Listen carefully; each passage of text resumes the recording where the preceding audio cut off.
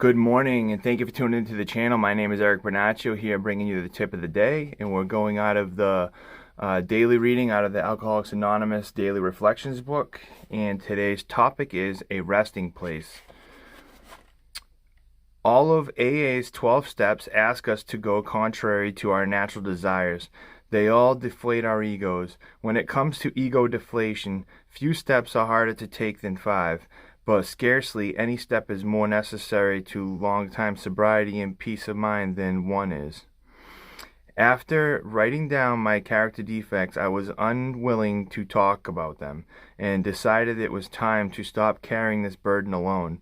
I needed to confess those defects to someone else. I had read and been told I could not stay sober unless I did. Step 5 provided me with feeling of belonging, with humility and serenity when I practice it in my daily living. It was important to admit my defects of character in order presented in Step 5 to God, to ourselves, and to another human being. Admitting to God first paved the way for admission to myself and to another person. As the taking of the step is described, a feeling of being at one with God and my fellow man brought me to a resting place where I could prepare myself for the remaining steps forward to a full, meaningful sobriety. Now, I know this is an Alcoholics Anonymous daily reading, but this is completely applicable to every single person because every single person is a sinner and every single person has character defects. The problem is we don't acknowledge things as defects and we don't know how to get honest with ourselves, honest with God, or honest with another human being. And we continue to do these things and we wonder why we continually fall on our face and we aren't happy with situations in our lives because we're not honest with ourselves. The things that we're doing are wrong, and we just need to get to that place where we're able to admit that. And part of this step is, writing down a complete full list of all the things that you do on a daily basis that are wrong. And you justify the things that you've done are wrong. I've done it for years, okay? If you do something that contradicts what this book says, what the big book of AA says, or what the Bible says, you're definitely doing something that will dampen your spirit, that'll hinder any advancement in your life. You'll stay stuck in a situation that you think is just acceptable, and you just live life that way. It's really sad because these are limitations that we put upon ourselves because of our own human nature that we just can't admit that we're wrong, okay?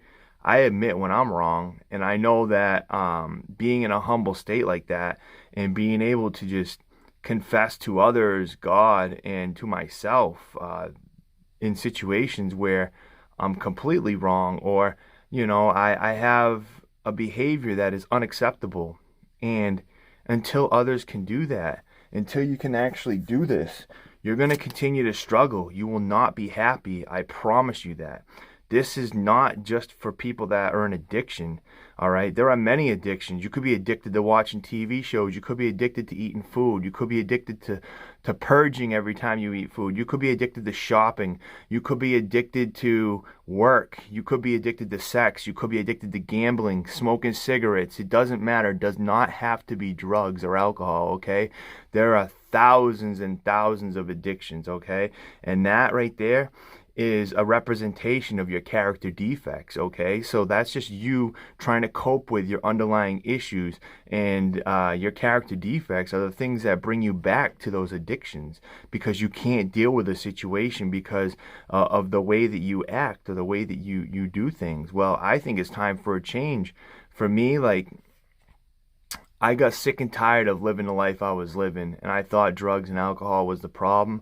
I was the problem, okay? Until you can admit that you're the problem and the reason why you're in debt, or the reason why you can't live your life the way you want to, or the reason why you weigh 400 or 500 pounds, or whatever the case may be, until you can admit that you're the problem, you're not going to find a solution, okay? And it's really important that we're able to do this. And when we do this, you'll find rest.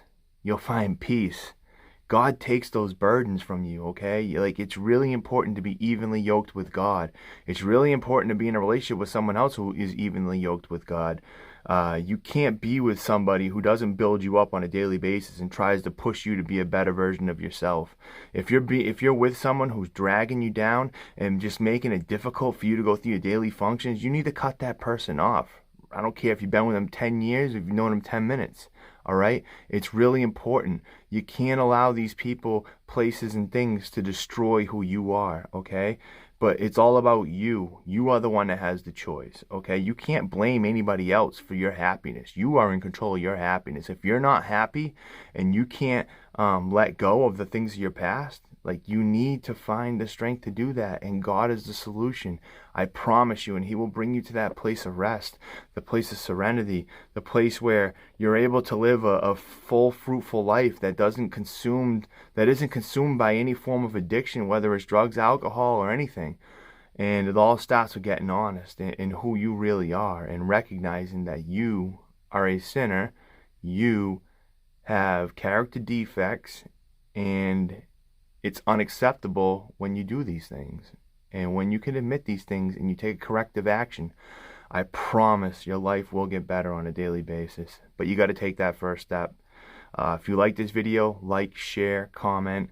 Please subscribe to the channel and tune in for tomorrow. Everybody have a blessed day.